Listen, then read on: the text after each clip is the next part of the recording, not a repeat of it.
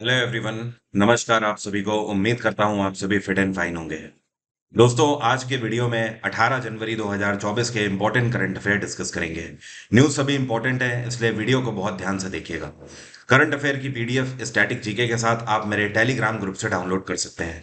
मेरे टेलीग्राम का official link video के डिस्क्रिप्शन में सबसे ऊपर दिया हुआ है। चलिए सबसे पहले बात कर लेते हैं कल के क्वेश्चन की। कल मैंने आपसे सवाल ये पूछा था कि तीस्ता बैराज सिंचाई परियोजना जो है, ये इनमें से कौन से देश से संबंधित है। तो इसका सही आंसर है ये बांग्लादेश से संबंधित है। और सबसे पहले जो तीन स्टूडेंट हैं जिन्होंने सही आंसर इसका दिया है, एक तो है अभिजीत, दूसरी है नंदनी और तीसरे हैं देवेश राज। देवेश राज ने तो खैर पूरा आंसर ही दे दिया है। इन्होंने बांग्लादेश के बारे में सारी इंफॉर्मेशन ही दे डाली है एक बार। और साथ में मोनू यादव भी हैं जिन्होंने सही आंसर दिया था। तो टोटल ये चार स्टूडेंट हैं जिन्होंने सबसे पहले और सटीक आंसर दिया था। बाकी आप सभी ने भी करेक्ट आंसर दिया है, जिन लोगों ने भी बांग्लादेश बोला है। अब बात कर लेते हैं इस सिंचाई परियोजना के बारे में। देखिए, आप ऐसे समझिए, ये सिक्किम वाला रीजन है और इधर से ये पूरा ईस्टर्न स्टेट्स हो जाते हैं भारत के। ये है नीचे बांग्लादेश। तो सिक्किम के जस्ट बराबर से सिक्किम को टच करती हुई ये तीस्ता नदी निकलती है, ठीक है। और ये जहां से निकलती है, इस पर्टिकुलर जगह को क्या बोलते हैं, तो इसका नाम है, इसको बोलते हैं सोलामो लेक। क्या बोला जाता है? सोलामो लेक, जहां से निकलती है। और इसके बाद ये नीचे जाती है पश्चिम बंगाल में, और उससे अंदर से होते हुए ये जाकर बांग्लादेश में एंटर करते हुए ब्रह्मपुत्र में मिल जाती है। तो तीस्ता नदी जो है ये ब्रह्मपुत्र की ट्रिब्यूटरी है। और एक और बात, तीस्ता नदी के इस पार नेपाल है और इस पार सिक्किम मतलब कि भारत है। तो ये ब्रिटिशर्स के द्वारा तय किया गया था जब गोरखाओं ने भारत के इस वाले रीजन तक कब्जा कर लिया था। तो इस टाइम पर ब्रिटिश आर्मी और गोरखाओं के बीच में युद्ध लड़ा गया था। और तब ब्रिटिशर ने यह डिक्लेयर किया था कि जो तीस्ता नदी है उसके उस पार भाई आप रहोगे, इधर से हमारी सीमा रेखा शुरू होती है। और ये जो परियोजना है इसकी शुरुआत बांग्लादेश सरकार के द्वारा 1979 में करी गई थी। और ये पूरी परियोजना जो है ये प्रोजेक्ट बन के तैयार हुआ था 1998 में। और ऑब्वियस सी बात है, नाम से ही आपको समझ आ रहा है, इसका मेन उद्देश्य है बांग्लादेश के अंदर किसानों की जो जमीनें हैं, जो खेत हैं, उन तक सिंचाई के लिए पानी पहुंचाना। बांग्लादेश में शेख हसीना एक बार फिर से प्रधानमंत्री बनी है हाल ही में। अब बात करते हैं आज के करंट अफेयर्स की। अभी हाल ही में ये कौन सी जगह है जहां पर पूरे 33 वर्षों के बाद तितली की एक नई प्रजाति खोजी गई है। तो ये नई प्रजाति वेस्टर्न घाट में पाई गई है। पश्चिमी घाट मतलब आप ये देख लीजिए, दक्षिण भारत का ये जो पश्चिम वाला, जो अरब सागर की तरफ वाला जो रीजन है, ये पूरा इस पर फैली हुई जो पहाड़ियां हैं, यही पश्चिमी घाट कहलाता है। और ये जो नई प्रजाति तितली की पाई गई है, ये यहाँ पर मेघमलाई टाइगर रिजर्व में पाई गई है। इस तितली की नई प्रजाति का नाम मतलब आप बोल सकते हो इसका जो साइंटिफिक नाम रखा गया है, तो अब इसका साइंटिफिक नाम है, यहाँ पर मैं लिख देता हूं, सिग्रिटिस, सिग्रिटिस मेघ मलाइएंसिस, सिग्रिटिस मेघ मलाइएंसिस, ठीक है। और मेघ मलाई का मतलब क्या है? मतलब फुल ऑफ क्लाउड, क्योंकि ये पश्चिमी घाट का वो रीजन है जहां पर लगभग बादल छाए रहते हैं हमेशा। और इस तितली की खास बात है कि इसका जो ये बीच वाला ये जो कोट है, ये सिल्वर लाइन कोट है। तो कहीं कहीं पर इस तितली को सिल्वर लाइन बटरफ्लाई भी बोला जाता है। लेकिन भारत में पश्चिमी घाट में पहली बार ये प्रजाति पाई गई है। और टोटल अगर देखा जाए तो इस टाइम पर पश्चिमी घाट में तितलियों की 337 प्रजातियां विद्यमान हैं, या फिर आप बोल सकते हो 337 तरीके की तितलियां पश्चिमी घाट के अंदर निवास करती है। पहली बार एक बायलैटरल एक्सरसाइज कंडक्ट करी गई है भारत और कौन से देश की नेवी के बीच में? इसका नाम है एक्स अयुत्थाया। क्या नाम है? एक्स अयुत्थाया। तो ये एक्सरसाइज कंडक्ट करी गई है भारत और थाईलैंड नेवी के बीच में। और इसमें भारत की तरफ से आईएनएस कुलिश ने हिस्सा लिया है। किसने? आईएनएस कुलिश। और इनकी तरफ से मजेती सिर्फ ने हिस्सा लिया है। और ये जो एक्सरसाइज है इससे पहले कभी कंडक्ट नहीं करी गई। इसका जो नाम रखा गया है ये काफी यूनिक सा नाम है। दरअसल ये नाम इसलिए रखा गया है कि इसमें ए वाई भारत का सबसे पुराने शहरों में से एक अयोध्या को रिप्रेजेंट करता है। और थाईलैंड का एक सबसे पुराना शहर है जिसका नाम अयोध्या तो है ही है। तो अयोध्या इस वजह से इसका नाम रखा गया है कि थाईलैंड और भारत दोनों के एक एक पुराने शहरों को रिप्रेजेंट करती है एक्सरसाइज। बाकी थाईलैंड की अगर बात करें तो यहाँ पे इस टाइम पे प्रधानमंत्री हैं रेथा थाविसिम। क्या नाम है, ऐसे लिखेंगे, रेथा थाविसिन। और थाईलैंड की कैपिटल तो आपको पता ही है, बैंकॉक। श्रीलंका की कैपिटल जयवर्धने कोट्टे और कोलंबो। ऑस्ट्रेलिया की कैपिटल कैनबरा। म्यांमार की कैपिटल नेपिडे। भारत में पहली बार national highway steel slag road section का उद्घाटन किया गया है, जो कि मुंबई से गोवा को कनेक्ट करता है। कौन से एनएच पर? तो ये नेशनल हाईवे 66 की बात हो रही है, और यहाँ पर पहली बार एक ऐसा रोड बनाया गया है जो कि स्टील स्लैग का यूज करके बनाया गया है। मतलब कहने का ये है कि जब स्टील बनाई जाती है फैक्ट्रियों में, तो उसका कई सारा बुरादा बचता है। बुरादा मतलब चूरा बचता है, जो कि किसी और यूज में नहीं आ सकता है। तो इस स्लैग का यूज करके इसको बनाया गया है, जिससे कि कॉस्टिंग भी कम आई है और रोड पहले से कहीं ज्यादा मजबूत भी इसमें बना है। इवन अगर थिकनेस की बात करी जाए, तो पहले जितना मोटा रोड बनाना पड़ता था, उससे ये 28% कम है थिकनेस में। मतलब दूसरे और रॉ मटेरियल्स भी कम लगे, और स्टील स्लैग का यूज करके रोड भी काफी जोरदार बना है। तो ऐसा पहली बार हुआ है NS 66 में। आगे आने वाले समय में नितिन जयराम गडकरी ने कहा है इस तरीके के स्टील स्लैग का यूज करके और भी नेशनल हाईवेज डेवलप किए जाएंगे। राष्ट्रीय स्टार्टअप दिवस हर वर्ष कौन सा दिन मनाया जाता है? तो ये दिवस मनाया जाता है 16 जनवरी को। तो परसों के दिन ये दिवस मनाया गया। इस दिवस को मनाने के पीछे का मेन उद्देश्य यह है कि भारत सरकार लगातार स्टार्टअप्स को प्रमोट कर रही है।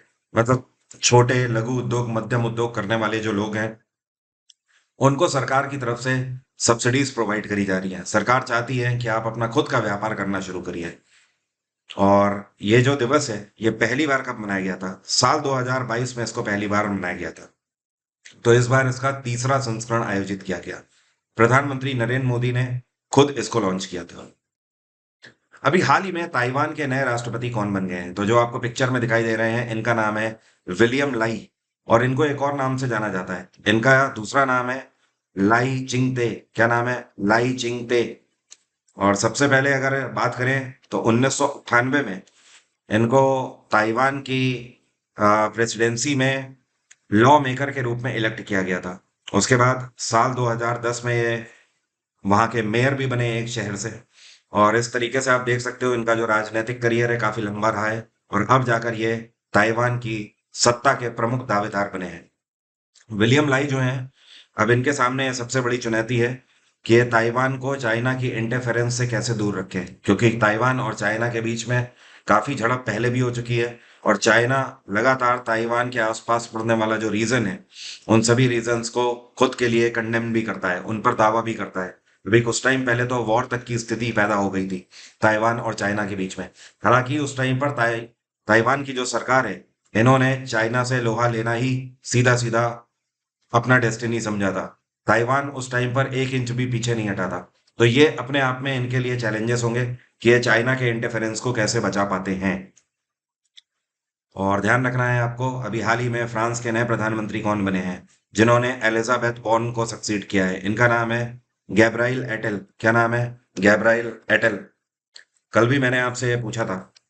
और अभी हाल ही में चाड में भी नए प्रधानमंत्री बने हैं। तो इनका नाम क्या है? सक्सेस मासरा। क्या नाम है? सक्सेस मासरा।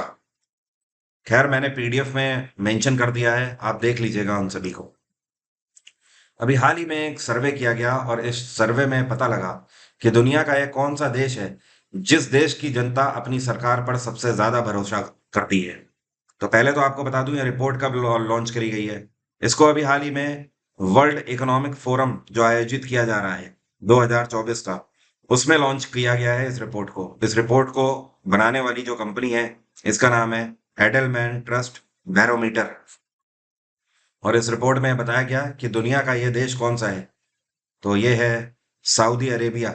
सऊदी अरेबिया जो कि नंबर 1 पे है, टॉप पोजीशन पे, जहां पर लोगों ने अपनी सरकार पर सबसे ज्यादा भरोसा जताया है। अब अगर बात करी जाए कि भारत किस मामले में रहा नंबर 1 पे, तो भारत में जो लोग हैं वो सरकार के द्वारा जो बिजनेस प्रोवाइड किया जा रहा है, जो कि एमएसएमई योजनाएं हैं, और सरकार के द्वारा जो एनजीओ चलाई जा रही हैं, उन पर भरोसा करने में सबसे आगे है। इस रिपोर्ट में एक और बात बताई गई, ये कौन सा देश है जिसके लोग अपनी मीडिया पर सबसे ज्यादा भरोसा करते हैं? तो ये है चाइना। चाइनीज लोग अपनी मीडिया पर सबसे ज्यादा भरोसा करते हैं इस पूरे विश्व में इस टाइम पे। और ये कौन से लोग हैं जो कि नौकरी देने वाली कंपनीज पर सबसे ज्यादा भरोसा कर रहे हैं? तो ये है इंडोनेशिया। तो ऐसे ये चार चीजें आपको ध्यान रखनी है। बाकी पीडीएफ में मैंने सारी इंफॉर्मेशन मेंशन कर दी है। अभी हाल ही में एक किताब लॉन्च करी गई है। इस किताब का नाम है an uncommon love, the early life of Sudha and Narayana Murthy. तो ये किताब लिखी गई है चित्रा बनर्जी दिवाकरुणी के द्वारा। और दिवाकरुणी जो है ये एक प्रेस्टिजियस ऑथर है। इनको इनकी राइटिंग के लिए कई अवार्ड से सम्मानित किया जा चुका है। इनको पेन जोसेफ अवार्ड से भी सम्मानित किया जा चुका है। इसके अलावा इनको अमेरिकन बुक अवार्ड से भी सम्मानित किया जा चुका है। भारत सरकार की तरफ से लाइट ऑफ इंडिया अवार्ड से भी इनको सम्मानित किया जा चुका है। इनको प्राइम्यूनो स्कैनो अवार्ड से भी सम्मानित किया जा चुका है। मतलब एक अच्छा खासा इनका कार्यकाल है चित्रा बनर्जी का। और इन्होंने अभी तक 21 किताबें लिखी हुई हैं। और अब ये किताब काफी फेमस हो रही है पहले से ही लॉन्चिंग के टाइम पे।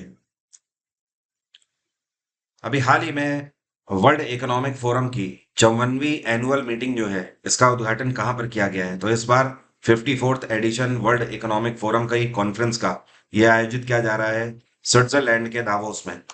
और वर्ल्ड इकोनॉमिक फोरम की अगर बात करें तो इसकी स्थापना 1971 में करी गई थी। इसका हेडक्वार्टर कोलोगनी है। क्या है? कोलोगनी। ये भी स्विट्जरलैंड में ही पड़ता है। और वर्ल्ड इकोनॉमिक फोरम के चेयरपर्सन कौन है? ये है बॉर्ग ब्रैंडी। क्या नाम है? Borge Brende. बाकी इस बार की जो मीटिंग आयोजित करी जा रही है इसके कई सारे मेन एम्स है जिनको टारगेट करके मीटिंग करी जा रही है। पहली चीज तो जो इकोनॉमिक रिफॉर्म्स हैं, इकोनॉमिक इश्यूज हैं, उन सब पर चर्चा होगी यहाँ पर। इसके अलावा आज की डेट में आर्टिफिशियल इंटेलिजेंस जितना ही हमारे हमारे लिए हेल्पफुल है, कहीं ना कहीं उसके ड्रॉबैक्स भी वैसे ही हैं। तो उन सभी पर भी यहाँ पर चर्चा होगी कि एआई से होने वाले थ्रेट से कैसे बचा जा सके। और क्लाइमेट चेंज तो रहेगा ही रहेगा इस बार की मीटिंग का मेन मकसद। ये जो मीटिंग है इसमें दुनिया भर के 60 देश हिस्सा ले रहे हैं और 60 कंट्रीज से 2800 लीडर्स यहाँ पर भाग ले रहे हैं। तो ये एक बहुत अव्वल दर्जे की मीटिंग है। और 5 दिनों तक चलेगी ये मीटिंग। 15 जनवरी से शुरू हो चुकी है और कल इसका समापन है 19 जनवरी को। सौर संकलन परियोजना का उद्देश्य क्या है जो कि अभी हाल ही में न्यूज में है? तो यह परियोजना इंडियन आर्मी के द्वारा लॉन्च करी गई है। इसका मेन उद्देश्य है सैन्य इतिहास का संरक्षण। मतलब इंडियन आर्मी ने जिस तरीके से आज तक शौर्य का अपने प्रदर्शन किया है उसको हम एक अपनी धरोहर की तरह सजा के रखें। और शौर्य संकलन प्रोजेक्ट जो है इसके अंतर्गत इंडियन आर्मी ने 700 घंटे का ऑडियो और विजुअल कंटेंट जारी किया है। मतलब 700 घंटे तक आप इंडियन आर्मी की ऐतिहासिक गाथाओं को देख सकते हैं, सुन सकते हैं। जिसमें 1947 का इंडिया पाकिस्तान का जो वॉर था इसको भी डिस्क्राइब किया गया है। जो कि वहां पे शूरवीर थे जो शहीद हुए उनको भी डिस्क्राइब किया गया है। इसके अलावा 1961 का गोवा लिबरेशन वॉर हुआ। 1965 का जो इंडिया पाकिस्तान वॉर था। 1971 का इंडिया पाकिस्तान वॉर। 1991 का कारगिल इंडिया पाकिस्तान वॉर। मतलब आज तक इंडियन आर्मी ने जहां जहां पर भी शौर्य दिखाया हुआ है उस हर जगह को यहाँ पर संकलित किया गया है। और आर्मी के जो टेक्नोलॉजीज हैं, कौन से युद्ध में कौन सी टेक्नोलॉजी का यूज किया गया, एवरीथिंग यहाँ पर दिखाया गया है।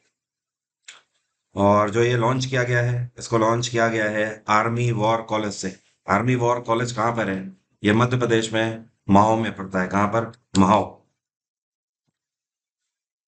साल 2023 के लिए फीफा की तरफ से men's player of the year 2023 award से किसको सम्मानित किया गया है? तो 2023 के लिए mains player of the year रहे इस बार लियोनेल मेसी। एक बार फिर से आपको बता दूं 2022 के भी FIFA mains player of the year थे लियोनेल मेसी। तो 2022 के बाद 2023 में भी लगातार यही रहे। इससे पहले 2019 में भी ये टाइटल इनको दिया जा चुका है। लियोनेल मेसी उससे भी पहले अगर हम बात करें तो साल 2009 में फीफा की तरफ से सम्मानित किए गए थे।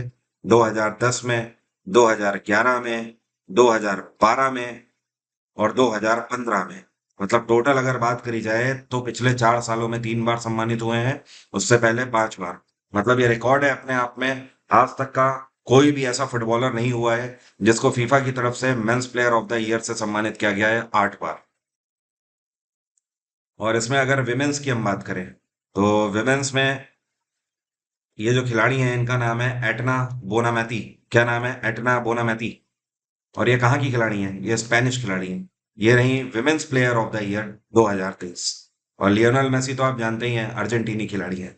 और 2023 में अर्जेंटीना ने फीफा वर्ल्ड कप भी जीता है। और कड़ी टक्कर इनको इस बार दी है कैलिन एम्बापे ने। ये दरअसल डिसाइड किया गया वोटिंग के थ्रू। कैलिन एम्बापे और इसके अलावा क्रिस्टियानो रोनाल्डो, इन सबको पछाड़ते हुए मेसी रहे नंबर 1 पे। आईसीसी की तरफ से men's player of the month December 2023 किसको डिक्लेयर किया गया है? तो मेंस कैटेगरी में ये है पैट कमिंस। और विमेंस कैटेगरी में भारतीय मूल की हैं दीप्ति शर्मा। ठीक है, तो दोनों का नाम आपको ध्यान रखना है। बाकी अगर बात करें 2023 की, तो 2023 में ये कौन से ऐसे मेंस क्रिकेटर हैं जो कि 2 बार सम्मानित किए गए हैं player of the month award से? तो ये हैं शुभमन गिल। कौन है? शुभमन गिल। और और गिल जो हैं ये जनवरी 2023 के लिए भी प्लेयर ऑफ द मंथ थे, और इसके अलावा इनको सितंबर के लिए भी प्लेयर ऑफ द मंथ चुना गया था। अगर मैं आपसे पूछूं महिला खिलाड़ियों में क्या कोई ऐसी महिला खिलाड़ी है जिसे एक बार से ज्यादा सम्मानित किया गया है 2023 में? जी हाँ, ये हैं ऑस्ट्रेलिया के खिलाड़ी एस्ले गार्डनर। Astley gardener. और इनको 2 नहीं बल्कि 3 बार सम्मानित किया गया है। एक फरवरी महीने के लिए, इसके अलावा जून के महीने में और जुलाई के महीने में। और आईसीसी की तरफ से ये जो अवार्ड दिए जाते हैं प्लेयर ऑफ द मंथ के, ये दरअसल वोटिंग के आधार पर दिए जाते हैं। और इनका जो पोर्टल है उसमें दुनिया भर से वोटिंग करी जाती है। लोग ही चुनते हैं कि इस महीने का प्लेयर ऑफ द मंथ कौन रहेगा। आईसीसी की स्थापना 1909 में करी गई थी। इसका हेडक्वार्टर है दुबई। और आईसीसी के प्रेसिडेंट हैं ग्रेग ब्रैकली।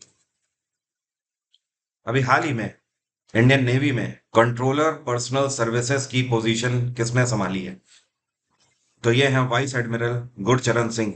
अब से ये इंडियन नेवी में कंट्रोलर पर्सनल सर्विसेज के चीफ होंगे। और इससे पहले अगर बात करें तो 1990 में ये इंडियन नेवी में कमीशन हुए थे, नेशनल डिफेंस एकेडमी खड़कवासला से।